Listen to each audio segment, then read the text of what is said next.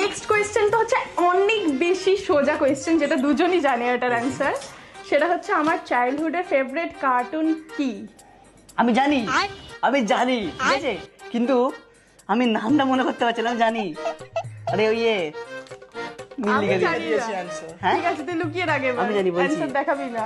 আরে সেই একটা কালারের বলে, ওটাকে কি বলে, আমার Blue colour। চাইল্ডহুডের ফেভারিট কার্টুন ব্লু কালার একটা কার্টুন ছিল, মানে ছিল এর মতো দেখতে। কি লিখবি রাতে, লিখতে পারবি কি রাতে, যা খুশি লেখ, তুই যা খুশি লেখ ওতে।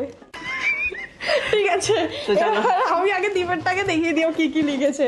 ও লিখেছে ডোরেমন, ব্লু কালার অক্টোপাস। মানে কার্টুনটা যে কার্টুনটা ছিল সেটা হচ্ছে ব্লু কালারের অক্টোপাস ছিল ওটা, ঠিক আছে। এবার কার্টুনটার নাম বলছি, ওটার নাম কি ছিল, সোলো যাই হোক, ও দুটো লিখেছে, নীলও কিন্তু দুটো লিখেছে।